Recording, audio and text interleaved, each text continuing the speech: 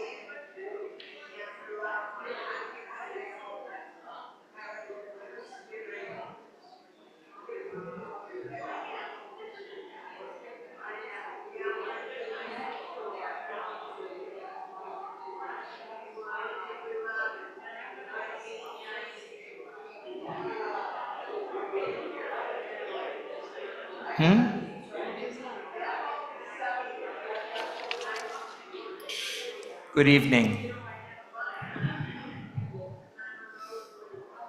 Good evening. Okay. Good evening. My name is Arlene Wall-Millman, and I'd like to welcome the conservative congregations of Metropolitan Detroit participating this evening in the Yom HaShoah Commemoration. As the daughter of Holocaust survivors Sam and Lillian Wall, this program allows me to keep the memory of my parents and my family members killed in the Holocaust alive. We honor all Holocaust survivors and their descendants who are here with us tonight and pay tribute to the survivors who have passed away. At this time, I would like to introduce Rabbi Shalom Cantor of Congregation B'nai Moshe.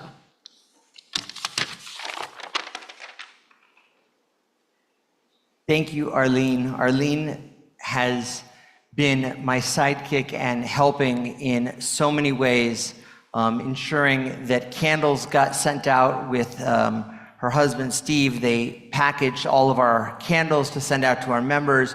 She has made sure that we had people to light candles tonight and has been an amazing chair of our Holocaust committee here at B'nai Moshe. So thank you, Arlene, very, very much. I also want to thank our partners in creating tonight's ceremony, Congregation Adat Shalom, Beth Shalom, B'nai Israel, Beth Am, and the Isaac Agries Downtown Synagogue. Also, a special thank you to those who are helping me tonight to create a beautiful ceremony. Ron Nadis, Chazan Gross, Howard Lupovich, Daniela Harpaz Meshnikov for bringing music to this evening, and so many others who are going to be reading and helping us throughout the evening. In 1947, David Ben-Gurion appeared before the United Nations Commission regarding the partition of Palestine, and he said the following: 300 years ago, a ship named the Mayflower set sail to the New World. It was an important event in the annals of England and America. Yet I wonder if there is even one Englishman who knows exactly when that ship set sail, and how many Americans know how many people were on the ship, and what type of bread did they eat when they left England. And yet, more than 3,300 years ago, before the Mayflower set sail, the Jews left Egypt, and every Jew in the world, even in America, the Soviet Union, Argentina, and Australia, knows exactly on which day they left, on the 15th of Nisan. And everyone knows exactly what kind of bread the Jews ate. matzah. And until today, Jews all over the world eat this matzah on the 15th of Nisan in America and Russia and in all other countries. And they tell the story of the Exodus because stories are powerful. The Jewish educator Avram Infeld teaches that to be a Jew is to be forbidden from having amnesia, because we're a people who not only tell our story, but we insist that each of us becomes a link in a living chain that becomes part of a living story. And yet, tonight, as we gather, and Jews around the world gather to commemorate, to remember the Holocaust, a crisis of a question arises. How do you tell the story of the Shoah? How do you tell the story of an event that can't be described with words? The Shoah arouses feelings within us that are almost impossible to bear and brings up questions that have no answers. It demands a response, but it is difficult to know how to respond. We want to understand, but there's no possibility of understanding. It challenges our faith in God and religion, and most of all, our faith in humanity. The voices of 6 million cry out before God for justice, and we have no answer but the sound of silence.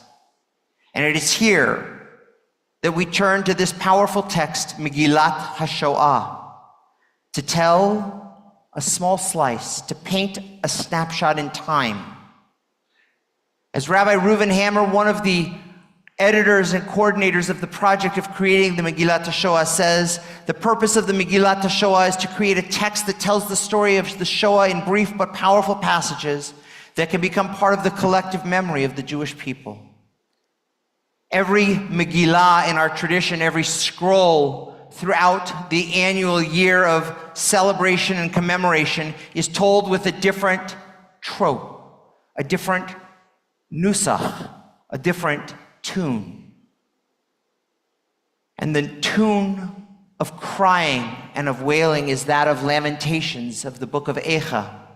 And so part of our Megillah will be told in that tune. It will be told in 6 chapters. 6 chapters for 6 million Jews.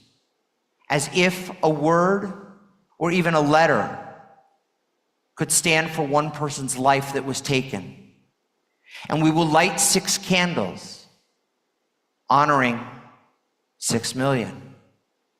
As if one light could really stand for a whole human being. And yet for those who have been to Yad Vashem and seen the Children's Memorial, where the windows, where the mirrors reflect the light and reflect it back and reflect it back and reflect it back until it's an infinite image of lights from very few candles. Tonight too, we will take the lights that we light here and we will allow them to sit with us. I invite you, as you leave tonight, to take a candle from the back table and to light it at home. Well, one light can hardly do justice in standing for the life of one human. One candle can light another and can light another. So today, let us remember and tell the story together, for it's our individual memories that come together to weave the collective memory and the story of the Jewish people that gives us strength. Our ability to continue from generation to generation begins as we begin to tell the story.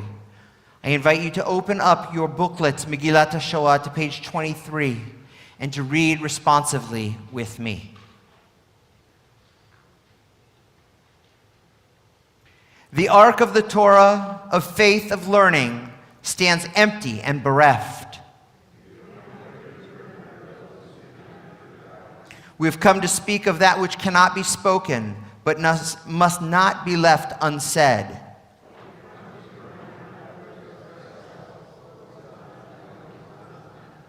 We have come to ask questions that cannot be answered, but cannot be left unasked. And we know how to commemorate the death of one person.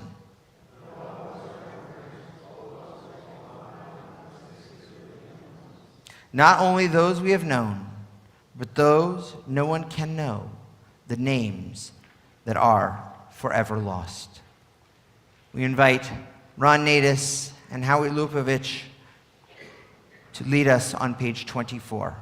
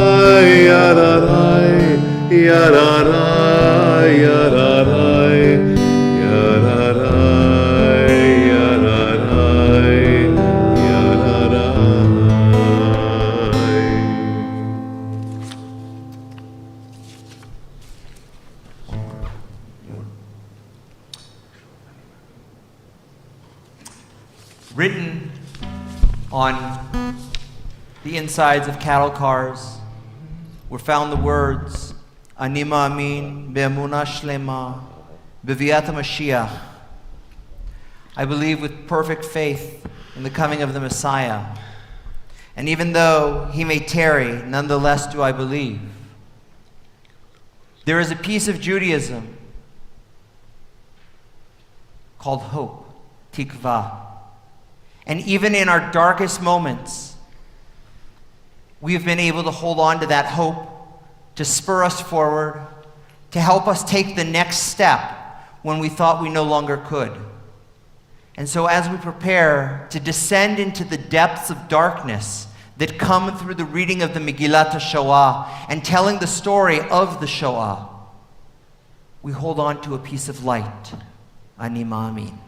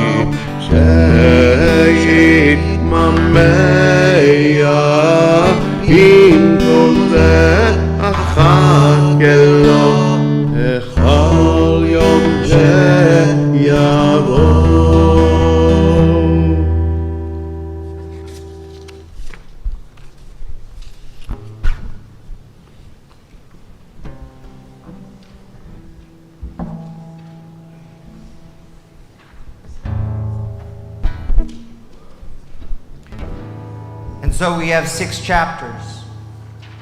Beginning on page 28, I invite Robert Kimmel and Jeff Weinfeld to come up to the bima, and I invite Shari Weiss and any family members of Shari's, adopted or otherwise, that would like to come up for lighting of the first candle.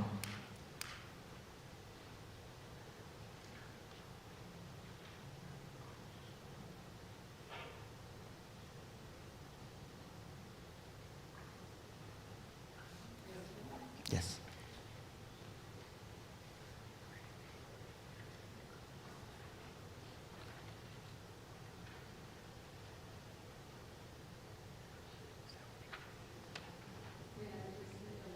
Yes.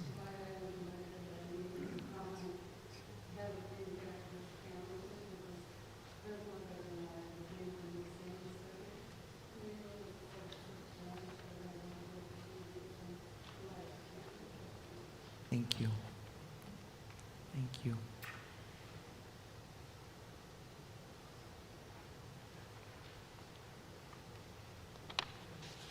And so we begin to tell the story, page 28 and 29. Chapter 1, in the beginning. So spoke the chronicler. Long is the history of the eternal people, extending for millennia, including good years and bad years, tranquil years and dreadful years. In its own land, in diaspora lands, among the nations and as free people, it enjoyed long periods of repose during which it contributed to its endowments to fellow mortals, bestowing upon them the Shabbat and faith in one God, the book of books and the teaching of the prophets. At times, however, in darkened and difficult days, it struggled under the burdens imposed by vanquishers and subjugators. It was afflicted, body and soul, by religious wars and persecutions, burnings at the stake, and being crowded into ghettos, blood libels, pogroms, expulsions, exiles, degradation, and derision. The people had neither serenity nor tranquility, and the monster of Jew hatred again and again threatened to swallow it whole, rose up against it in every generation, attempting to destroy it. Nevertheless, the people gritted its teeth, accepted the heavenly judgment, and groaned, even at times stretching its neck on the sacrificial altar. Homeless and haunted, it sought a safe haven, a refuge for resting a while until the time of wrath had passed. Continuing on page 30, we pick up in the Hebrew, chanting using the nusach, the tune of Echa, of sadness, of lamentations. Ach masher alo, lam Yisrael beropa natzim, ein lo shem, uma shalta, levanav velivnotav, yefshar lapeh lefarsho, ein sfor bnei adam, uglu mibatehem, נקראו ממשפחותיהם, הושפלו עד עפר ושובדו עד מוות. 6 מיליון ברואים בצלם, נחנקו, נשרפו או נורו, נקברו חיים או מתו, ברב, בצמא ובקור. הפעם פרה מפלצת את פיה לבלי חוק, בטבחה מקפיא אדם, וביקשה לעקור את הכל. בלא רחם יצא להשמיד, להרוג, לאבד את העם כולו. מן הבאים בימים ביד לעוברים, שבימי אמותיהם רכבות אין ספור, דהרו דחוסות אל המחנות, ועשן הערובות התעמר אל האלוהים. אך השמיים היו נחושת, והרקיע ברזל. שיקשו גלגלי הקרונות, התערב בנביחות הכלבים, ואל טריקת דלתות הברזל הצטרף רעש הנעליים המסומרות. כתזמורת ענק דורסנית, החרישו כל אלה את כל הדממה הדקה אשר בקע מליבות מתי מעט, חסידי אומות העולם, אשר נגע בהם דבר האלוהים. זוכרה להם אלוהים זאת לטובה. הרבה כבר ראיתי והרבה עוד אראה, אך מה שנגלה לעיניי שם לא אוכל לשוב ולראות. כל המילים שנבראו שיבראו בכל השפות כולם לא יצליחו לתאר ולו מעט ממה שנגלה לעיניי. ויב זאת תדע לא אוכל לשכוח ולא יהיה בי הכוח להבין.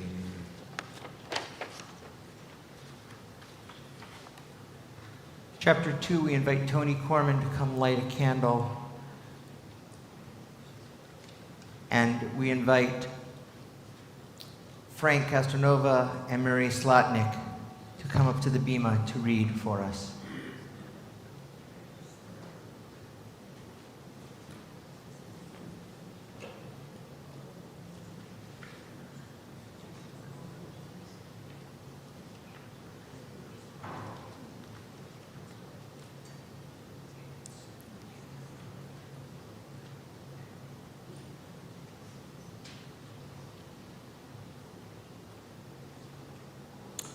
Chapter 2 begins on page 32.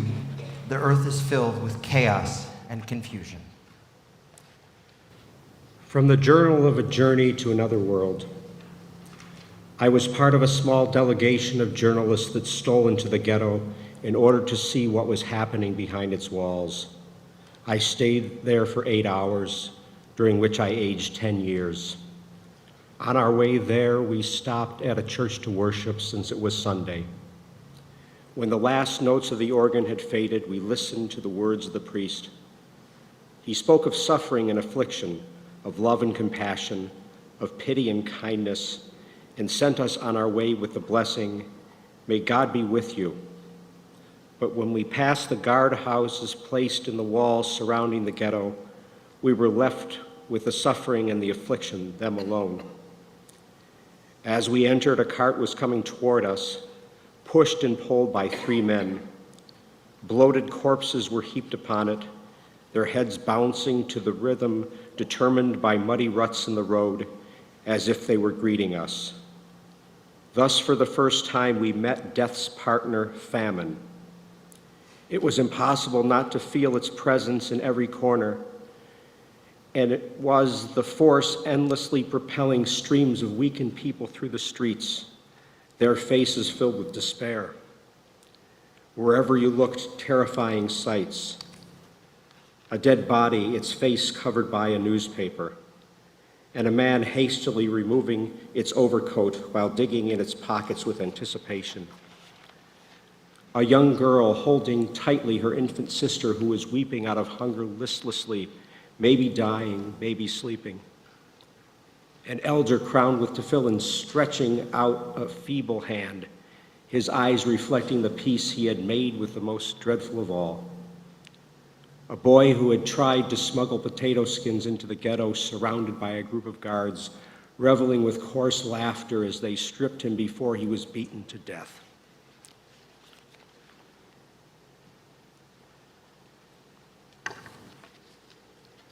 A group of young people was assembled around a bulletin board. One of the announcements, written in Yiddish, drew my attention.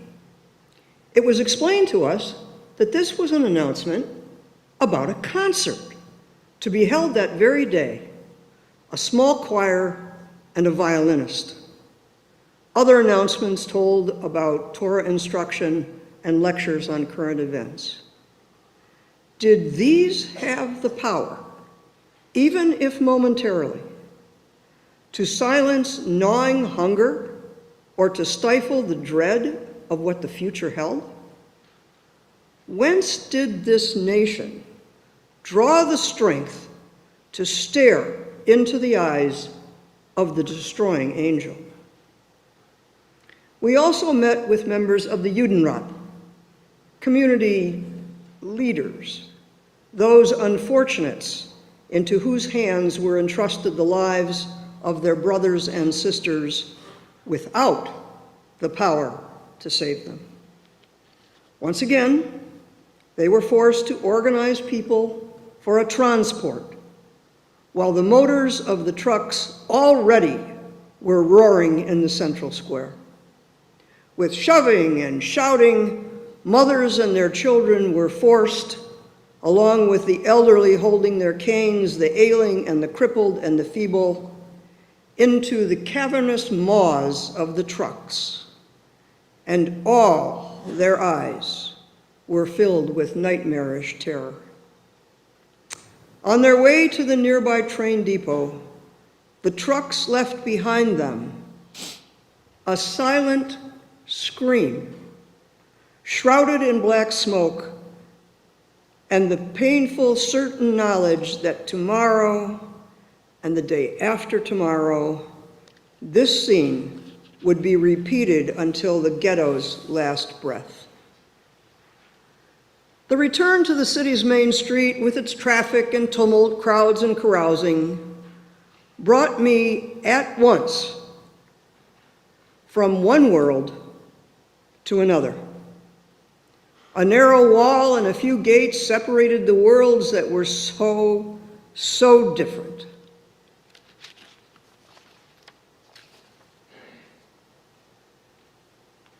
What do the dwellers of one world I know about their neighbors in the other one?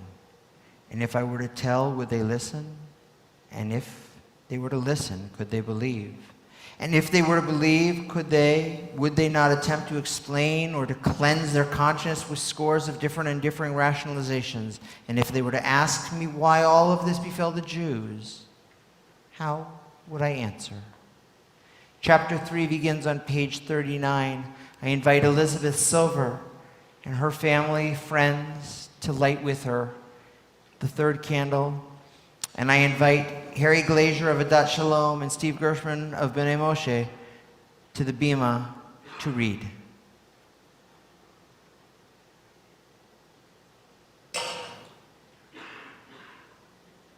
Hillary Glazier.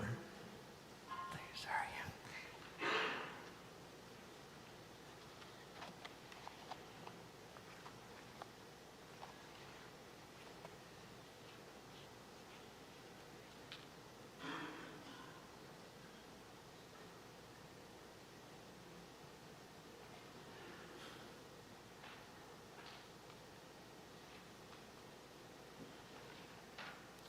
Chapter 3, The Darkness Spread Over All. Written upon a scrap of paper found between two wooden beds. Gertrude is my name. There were many Gertrudes in our town, but in this long, cold barracks, there is no Gertrude but me. There is Anushka, who comes from the Ukraine, and Gittel from Poland, Helen from Germany, and Grazia from Greece, and a continuing long list of those who were once women. What a cruel, callous magnet drew us here from all corners of the continent and cast us all into one mold. Wooden shoes and a dress of coarse fabric, a blanket to cover our body in a cold that knows no mercy, and a tin plate and a spoon that never could hold enough to satisfy the incessant, gnawing hunger. The past is becoming blurred, replaced only by the present, today, right now, this moment. The sewing machine, a portion of foul soup, the lineup where some of us collapse, and from which others are plucked away to disappear, accompanied by shrieks and dogs, and no one knows where. The present fills all of our existence. About the future, no one speaks, and with difficulty, I remember the past. Oh, how foolish and blind we were. We rejected the advice to abandon the homeland, to emigrate to the distant east, and we hid ourselves from the signs, no Jews allowed. Our ears were sealed from hearing the hateful speeches, for they were just words, and what can words really accomplish? With all our might, we wanted to believe that if only we would humble ourselves a short while, the storm would pass and be no more. Even after the night of burning synagogues, when the streets were covered with shattered glass, we continued hoping for the best, since nothing worse could come to pass. And after all, everyone was cultured there.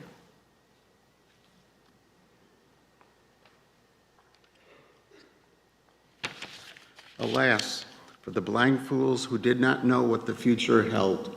It was on a Friday night. We were sitting in the salon, and my crippled, wheelchair-bound father, Manfred, was singing along with the choir being broadcast on the radio.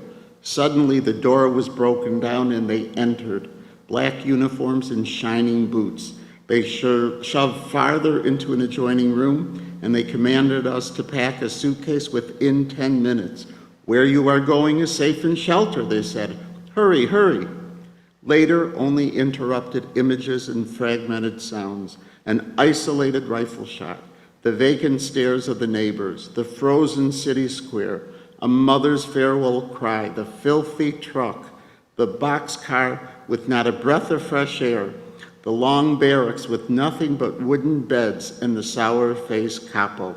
Our hair they shaved when they brought us into the barracks, and in place of the six-pointed yellow star, they burned a blue number into our arms. And from that moment, only sewing and sewing from morning to night without rest, day after day, hats, coats, shirts, and trousers appropriate for the shiny boots. At first, I still asked, why? Why me? Why us? Why now? But I stopped asking. The question is more painful when there is no answer. Tonight, they will take all of us to another location. This is what the capo told us, and she did not add another word, but her face was gloomy. I'm writing all of this on scraps of paper, and if a human being should ever find them, Perhaps he will have the strength to ask for a reason why there was none. At this point, and this might be a difficult situation, but I would like to find out, are there any other Holocaust survivors in the room who could light a candle for us tonight, who have not already called up?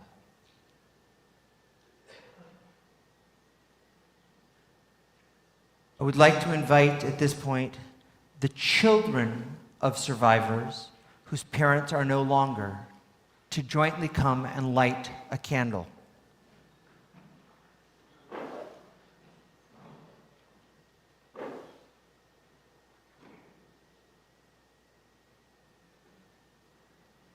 And I would like to invite Chuck Zigerman of B'nai Israel and Gretchen Weiner of Beth Shalom to the Bima for chapter 4.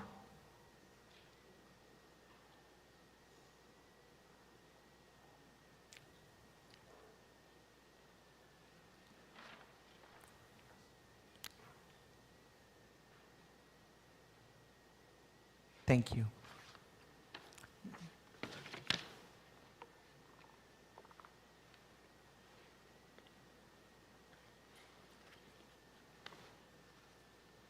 Chapter 4 begins on page 45. Confronting the abyss.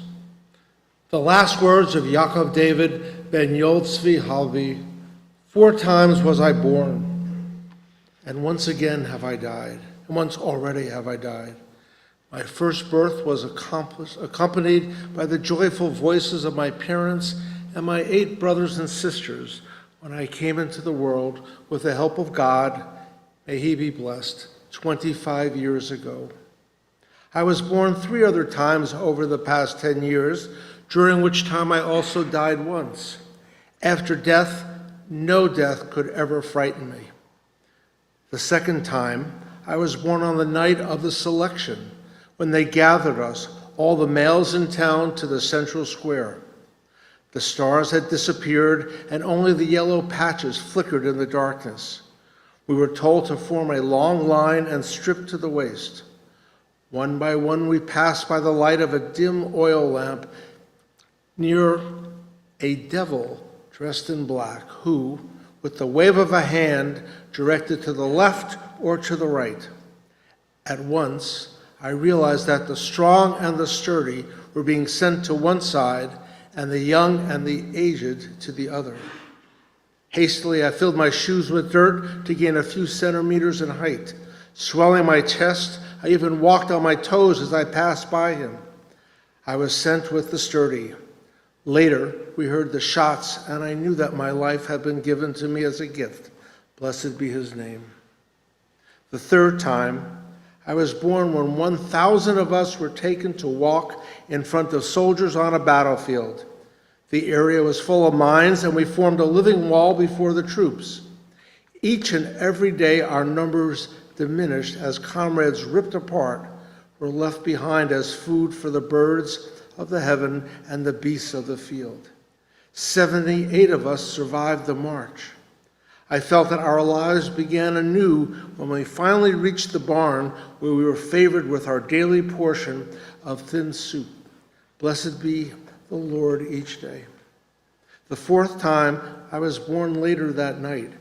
I had left the barn for the yard behind it, where I managed to catch a slight spark from a match and the sickening smile of the one who had lit it.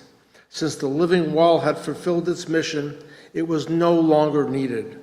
The barn went up in flames, and all my comrades soared heavenward on the flaming pyre, a sacrificial offering ascending to God. May he be blessed.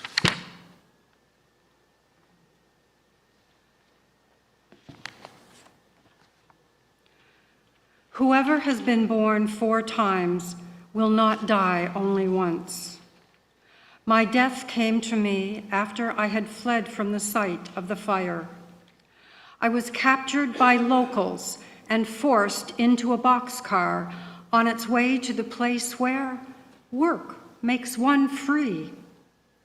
An orchestra greeted us, and all of us were led, holding soap and a towel, to wash our sweat-covered bodies.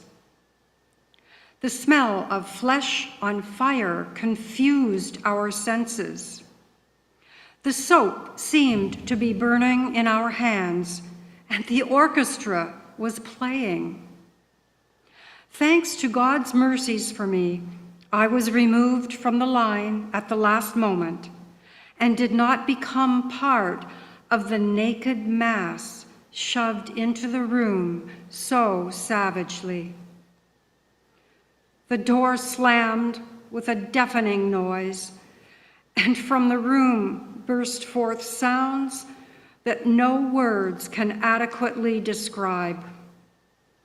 The howling hiss of gas streaming in, accompanied by a mingling of faint and feeble cries. Shema Yisrael and Mamala, the Lord our God, and Madre Mia, the Lord is one, and Tatala, followed by a low murmuring sound. Here my task began, to remove the bodies, to pull out gold teeth, to shove the dead into the oven. When I pulled out the teeth of my brother Lazare, whom I had not seen for years, my heart died within me. My body continued to live, but I became one of the walking dead. The Lord gave me life, and the Lord took it away. May the name of the Lord be blessed. How the Master of the universe has taken such trouble to ensure that we would lose our faith in him. Yet, in spite of his wrath and his rage, we have refused to succumb. When I die again, tear not your garments. Mourn not, for there is no death after death. Do not even attempt to ask why. What I have not accomplished for myself, let others not try to accomplish on my behalf. For the fifth candle, I invite all of those who are grandchildren or great-grandchildren of descendants of Holocaust survivors to please come up and light a candle with us.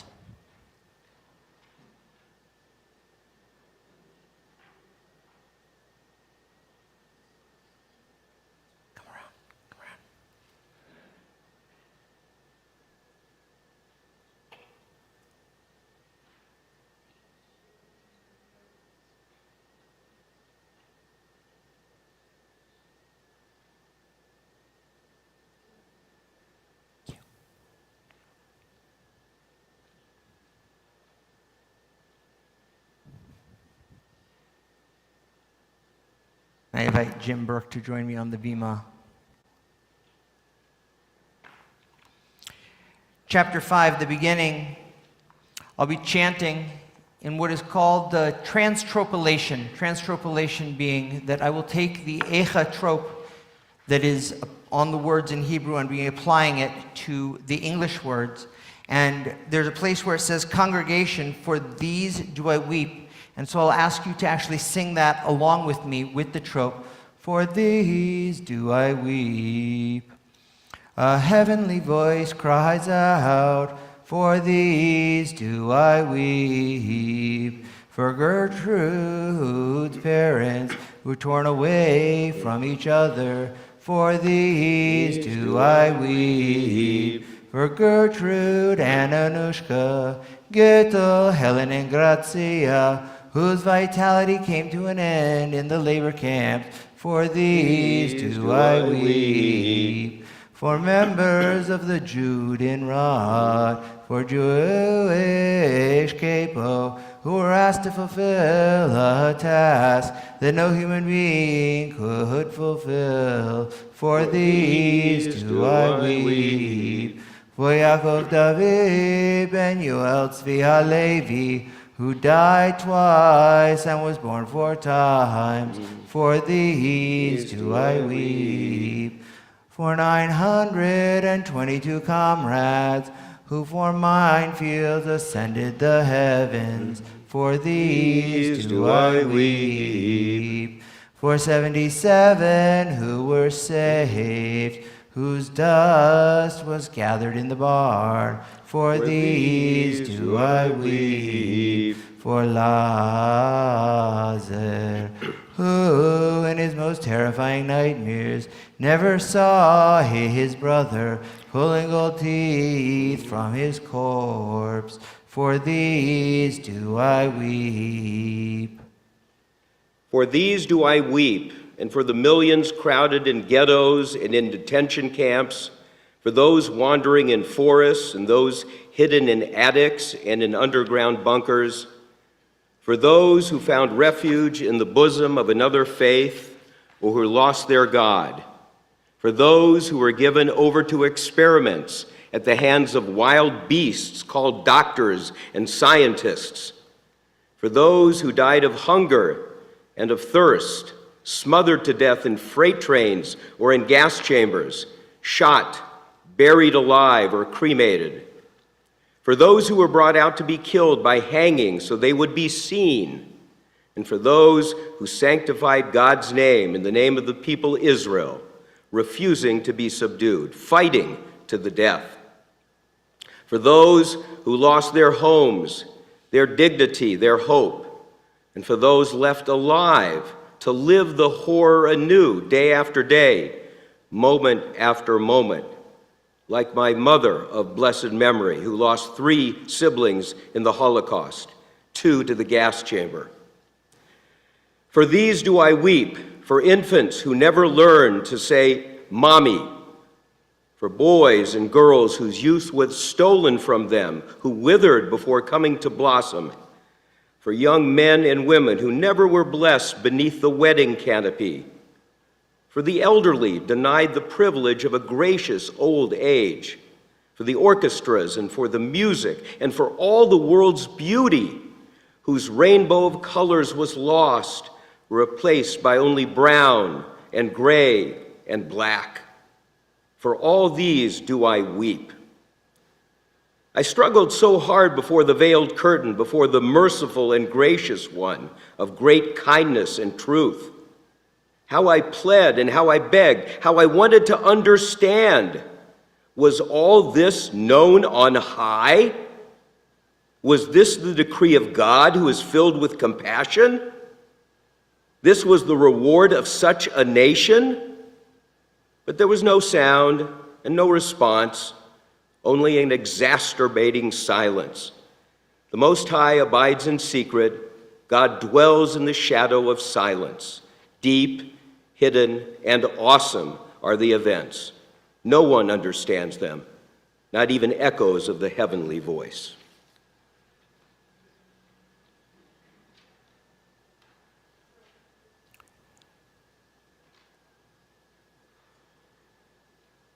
The final candle is a situation that is a reflection on where we are in history. As the number of survivors dwindles, the people who can tell their story firsthand can be counted on perhaps 2 sets of hands in our community, and becomes less and less each year. The 6th candle stands for the obligation to tell that story, to tell the world of the horrors that happened in the Holocaust. Something that has never happened before, and God forbid it should never happen again. And so I light it. I light it in the name of all those who tell stories of what happened. All those who have committed themselves to museums, to Holocaust centers, all those who have committed themselves to learning how to tell the stories so that they can never be forgotten.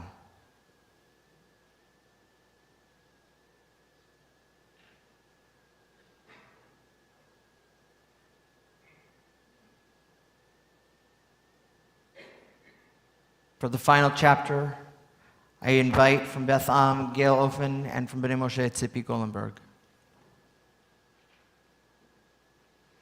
The final chapter begins on page 54 and 55. Oop, Here, let me help. sorry. Just wanted to get lower, thank you. Let there be light again. Again did the chronicler speak. At the edge of night, the first rays of dawn could be discerned. They shone upon the remnants of human beings in striped clothing who stared at their surroundings with dead eyes. They had forgotten how to be happy, and their bodies rejected any food offered them. Bulldozers thrust into gigantic pits thousands of thin, naked corpses that fall, one atop the other, their limbs withered. In camps of the uprooted, circled human streams, searching in despair for members of their families, and they were afraid to hope, lest their hope be lost. The unfortunates who did try to return to their homes found in them hostile neighbors from time to time, and more than once, they were saved by only a miracle from murder following murder. People who did not know or who had sought not to know, who refused to believe or who forbade believing, stood with tearful eyes, not knowing where to direct their gaze or how to clear their conscience. Slowly, people returned to their homes and family members were reunited. People married again and children were born. Wave upon wave poured into the east and the state of Israel arose, and centers of Jewish life flourished throughout the world. Trains traveled to resorts once again, and orchestras were making joyous music in all the corners of the land. Perhaps this is the way in which heaven sought some consolation for those who suffered and mourned.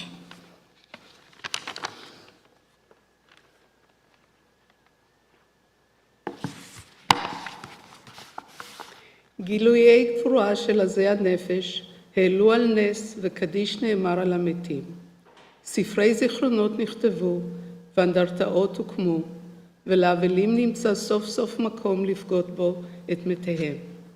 פושעים באו על עונשם, נכי גוף או נפש זכו לעזרה, אך בכל אלה לא היה כדי לכבול את מלאך החלומות, הממשיך להבעיט את הניצולים לילה אחר לילה, ולא כדי להשתיק את כל המצפון המנקר ותובע הסבר לרשעות השטנית ולאטימות הלב. ושלל השאלות, ריבונו של עולם, למה? למה? למה דווקא אנחנו? למה דווקא הם? למה עכשיו? למה כך? נותרו תלויות בחללו של עולם, מרחפות מעל כל מעשה אנוש ומענה עין. ימים יגידו מה למדנו, רק הזמן יגלה אם הקשבנו באמת לקולו של דם הנרצחים הצועק אלינו מן האדמה. אל תתאבלו יותר מדי, אך אל תשכחו בשכחה של אדישות. אל תניחו לימי החושך שישובו, בכו וגם מחו את הדמעה. אל תמחלו ואל תסלחו, אל תנסו להבין, לימדו לחיות ללא מענה, בדמנו חיו.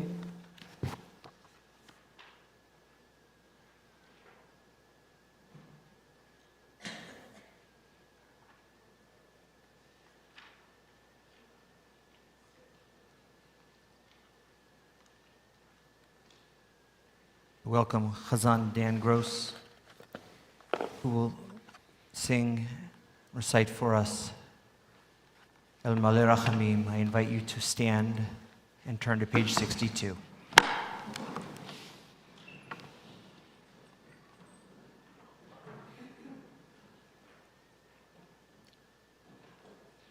El Maleh Rachamim שוכן במרומים,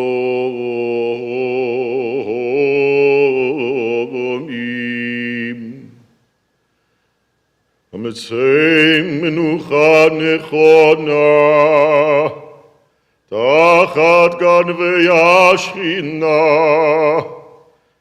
במעלות קדושים וטהורים כזוהר הרקיע מזהירים את נשמות כל אחינו בני ישראל שנטבחו בשואה אנשים נרשים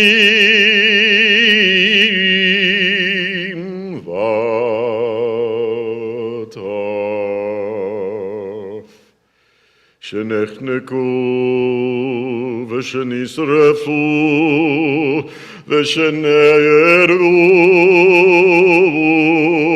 שמסרו את נפשם על קידוש השם בגן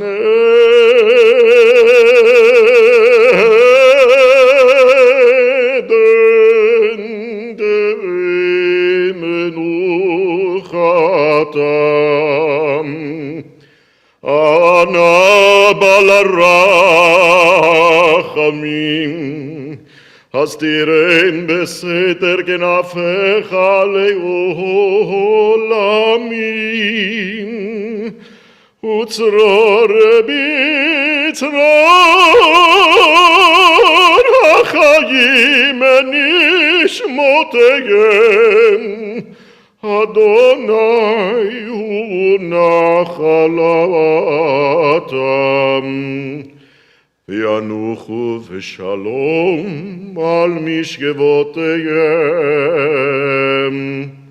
ונאמר Amen. We recite together the mourner's Kaddish. Yitkadal v'yitkadash merava ve'alma divra kirute ve'amlich malchute ve'chayechon u'vyamechon u'chayei dechol beit Yisrael ba'agala u'vizman kariv ve'emru Amen.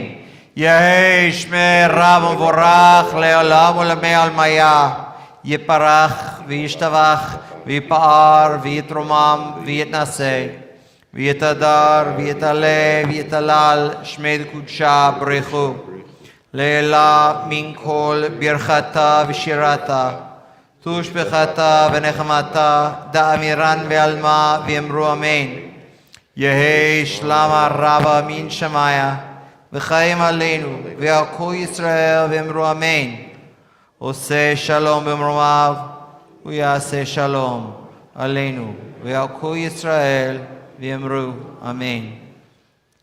Welcome, please be seated. Daniela Harpaz-Meshnikov.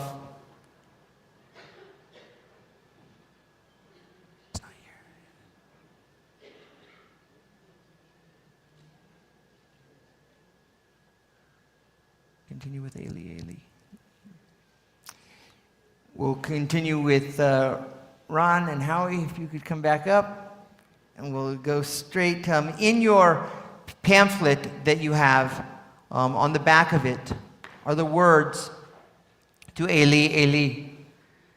You want to stay with them?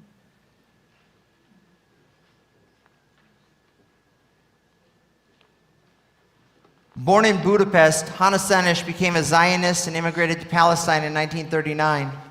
In 1943, Jewish agency officials asked Hannah Senesh to join a clandestine military operation. She became a member of the Palmach and participated in a course for paratroopers. In March 1944, she was dropped into Yugoslavia in order to aid anti-Nazi forces. Senesh was captured in June after entering Hungary and sent to prison in Budapest, where she was tortured. Since Senesh would not talk, Hungarian authorities arrested her mother. Both women remained silent. Given the chance to beg for pardon in November 1944, Senesh chose death by firing squad. Senesh's mother was instrumental in keeping her daughter's memory alive. She published Senesh's diary, poetry, and plays. In her most well-known poem, Walking to Caesarea, which has become known as Eli Eli, she reflects on the beauty of the world around her and her hopes for the future.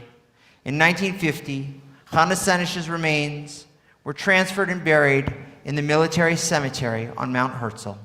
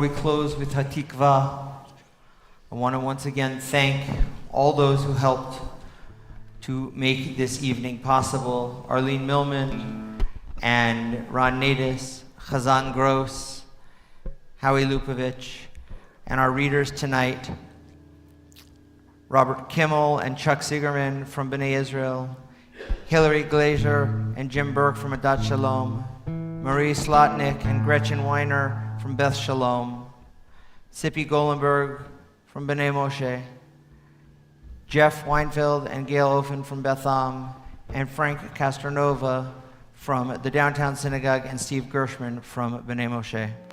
Thank you, everybody. I invite you to please rise for Hatikvah. Page 68.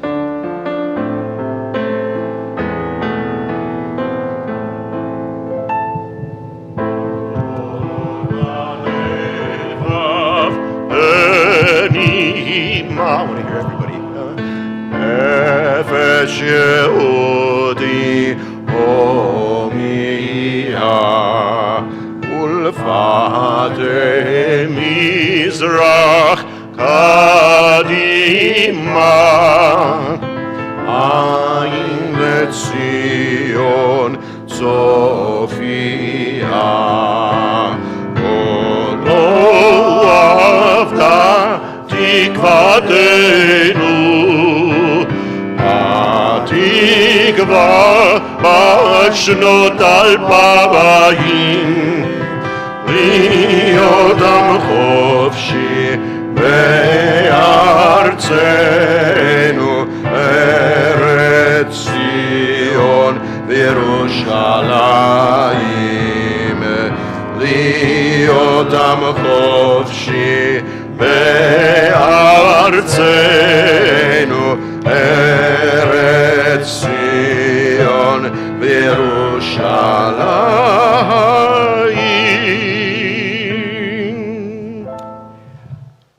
Thank you very much again. Please bring your Holocaust, your Megillat HaShoah scrolls to the back, and please take a candle on your way home to light when you get home. Good evening. שכוח.